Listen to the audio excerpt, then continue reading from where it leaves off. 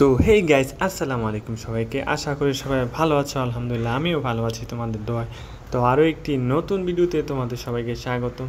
তো গাইস, বর্তমানে যেই রোডে বাইক চালাচ্ছি এটা হচ্ছে আমাদের ইটাখোলা থেকে নরসিংদী যাওয়ার বা বেলানগর যাওয়া, যেটাই বলো ওই রোডের মধ্যে।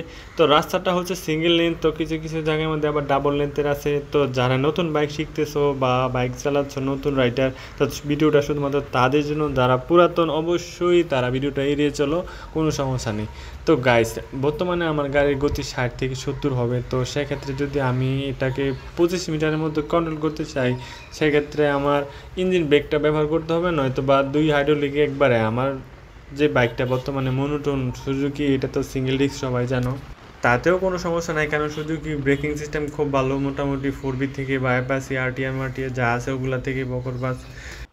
তো গাইস, ইঞ্জিন ব্রেকটা হচ্ছে আপনার ইঞ্জিনকে গিয়ারের মধ্যে, মনে করেন গাড়ির গতি 60, 70 বা 80 থাক, সমস্যা নাই।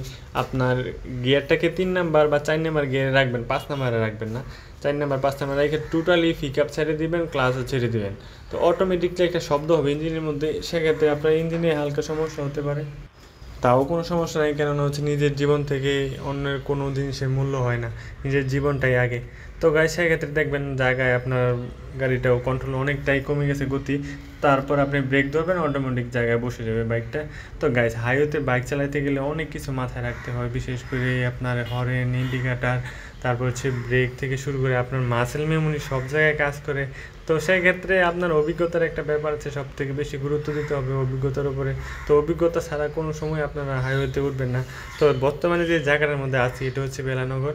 তো বেলানগর থেকে সামনে আশিনগর যাওয়ার রাস্তা, সোজা চলে যেতে পারবেন ঢাকাতে। তো ঢাকা যদি না যান, কাশপুর হয়েও ঢাকা যেতে পারেন, আর হচ্ছে গোরাশাল হয়ে যেতে পারবেন এই রোডে। পাঁচদোনা থেকে গোরাশাল, তারপরে হচ্ছে টঙ্গী টঙ্গী আবদুল্লাপুর হয়ে তারপর ওই দিক দিয়ে ঢাকা যেতে পারেন।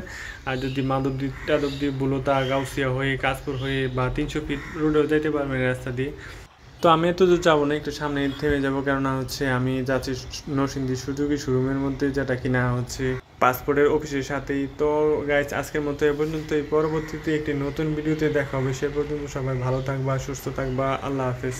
আর পেজটাকে অবশ্যই ফলো দিয়ে রাখবা, আর ইউটিউব থেকে দেখলে অবশ্যই এই চ্যানেলটাকে সাবস্ক্রাইব করে দিও।